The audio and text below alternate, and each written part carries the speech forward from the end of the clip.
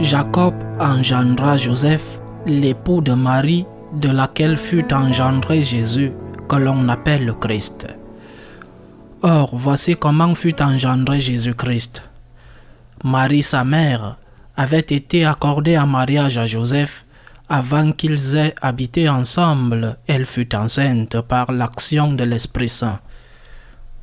Joseph, son époux, qui était un homme juste et ne voulait pas la dénoncer publiquement, décida de la renvoyer en secret.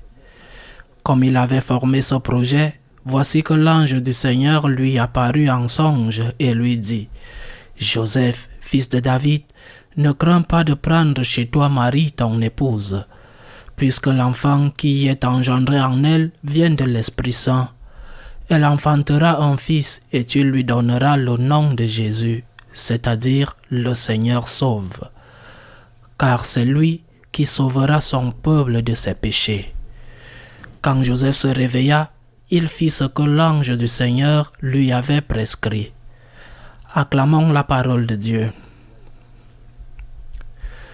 La solennité de Saint Joseph est pour nous tous un grand motif de joie. Nous aimons Saint Joseph, nous l'aimons. Et nous l'aimons de plus en plus chaque jour. Et je crois que c'est un sentiment commun que de redécouvrir et de valoriser la figure de Saint Joseph de plus en plus chaque jour. Peut-être que depuis un certain temps, cette dévotion envers le Père adoptif de Jésus s'est émoussée. Mais il me semble que depuis l'année sainte de Saint Joseph, nous avons commencé à l'apprécier de plus en plus, à l'aimer de plus en plus. Il est tant de choses.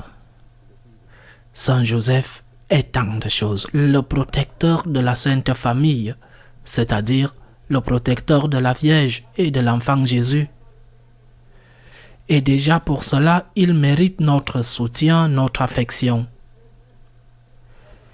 Il est aussi le patron de l'Église, le patron de la bonne mort, et bien sûr, le patron non seulement des charpentiers, mais je pense de tous les travailleurs, parce qu'il était un travailleur, Saint Joseph, le travailleur, l'ouvrier. Saint Joseph a été celui qui, avec Marie, a éduqué Jésus, une œuvre inestimable. Saint Joseph fut celui qui a vu comment Dieu est entré dans sa vie sans lui demander la permission. Et ce Dieu a changé ses plans, qui n'étaient pas mauvais. Épouser une femme merveilleuse dont il était indubitablement amoureux. Comment ne serait-il pas amoureux de la Vierge Marie? Il avait pour plan de l'épouser, puis la respecter et accepter le plan de Dieu pour elle, pour l'enfant dans son sein et pour lui-même en conséquence. Saint Joseph est aussi le patron des vocations sacerdotales, patron des séminaristes. C'est lui en qui nous avions confiance en tant que jeunes séminaristes pour nous aider à être fidèles à notre vocation, à la mener jusqu'au bout, puis une fois parvenus au sacerdoce, à y rester fidèles. Je pourrais énumérer bien d'autres choses sur Saint Joseph, mais si je devais le définir d'une certaine manière dans sa façon d'être, je dirais que Saint Joseph était l'homme pour les autres. Je me souviens sur une histoire sur l'enfer. Un homme voulait connaître l'enfer et le paradis avant de décider quelle direction il allait prendre. On l'a amené en enfer et il a vu qu'il y avait des tables très bien garnies de toutes sortes de nourriture. Mais en enfer, les gens étaient affamés.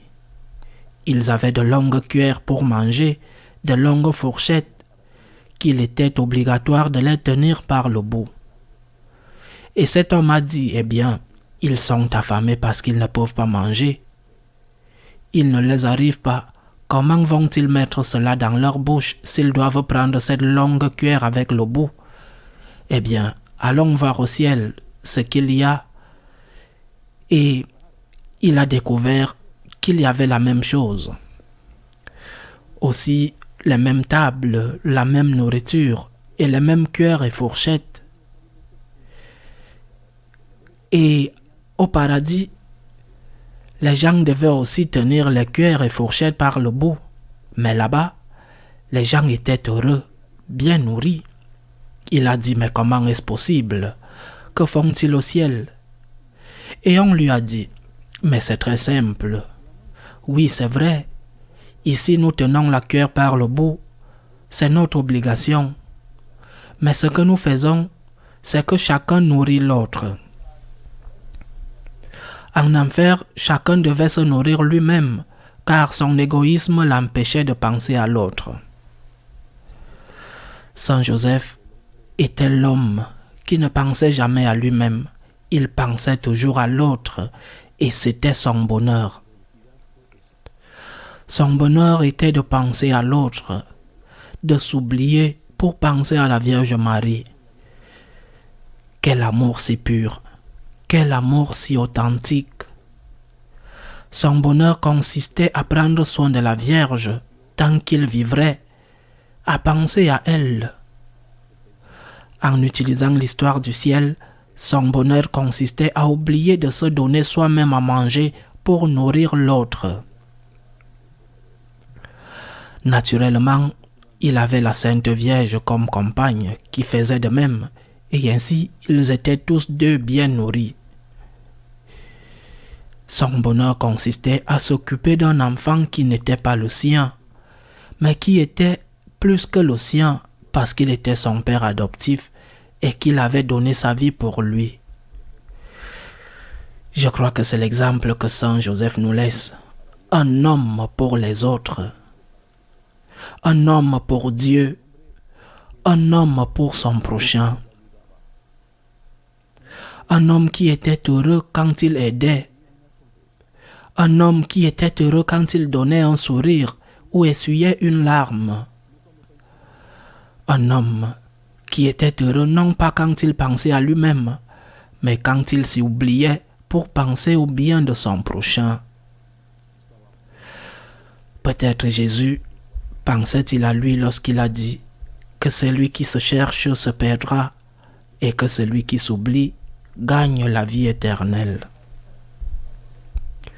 Saint Joseph, patron de l'Église, patron des vocations, ne nous oublie pas, intercède pour nous. Intercède pour cette Église en crise profonde. Intercède pour les jeunes qui ont ressenti l'appel à franchir le pas malgré tout.